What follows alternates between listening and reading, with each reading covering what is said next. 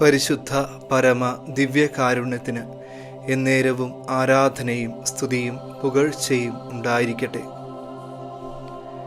യേശയ്യാ പ്രവാചകന്റെ പുസ്തകത്തിൽ 43-ാം അധ്യായത്തിൽ 25-ാം തിരുവചനത്തിലൂടെ കർത്താവ് നമ്മളോട് ഇപ്രകാരം സംസാരിക്കുകയാണ്.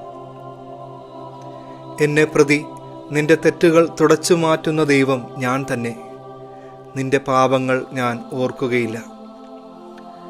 ചില പിണക്കങ്ങളും വഴക്കുകളും തെറ്റിദ്ധാരണകളും പെട്ടെന്നൊന്നും മറക്കുവാനോ പൊറുക്കുവാനോ കഴിയാത്തതിൻ്റെ പേരിൽ എത്രയോ ബന്ധങ്ങളാണ് ഇതുവരെ തകർന്നിട്ടുള്ളത്.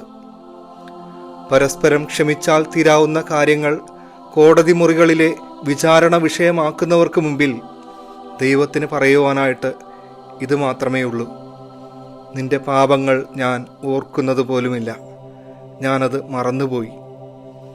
കർത്താവ് പലതും മറന്നതുകൊണ്ടും ഓർക്കാത്തതുകൊണ്ടും നിലനിന്നു പോകുന്ന ജീവിതങ്ങളാണല്ലോ നമ്മുടേത്. ദൈവത്തിൻ്റെ മറവിക്ക് നൽകാവുന്ന പേര് നമ്മുടെ ഓരോരുത്തരുടെയും പേരുകളാണ്. ഫ്രാൻസിസ് പാപ്പ ദൈവത്തിൻ്റെ ദീർഘക്ഷമയെക്കുറിച്ച് ഇങ്ങനെയാണ് പറയുന്നത്: നമ്മോട് ക്ഷമിക്കുന്നതിൽ ദൈവം ഇതുവരെ മടുത്തിട്ടില്ല.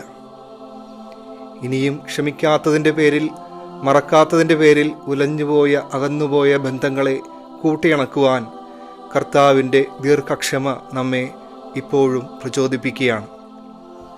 കഠിനമായതിനെ മയപ്പെടുത്തുവാൻ കഴിവുള്ള ദിവ്യകാരുണ്യനാഥൻ്റെ സന്നിധിയിൽ ക്ഷമിക്കുവാനും മറക്കുവാനുമുള്ള കൃപയാചിച്ചുകൊണ്ട് നമുക്കിപ്രകാരം ഏറ്റുപറയാം: പരിശുദ്ധ പരമ ദിവ്യകാരുണ്യത്തിന് എന്നേരവും ആരാധനയും സ്തുതിയും പുകഴ്ചയും ഉണ്ടായിരിക്കട്ടെ.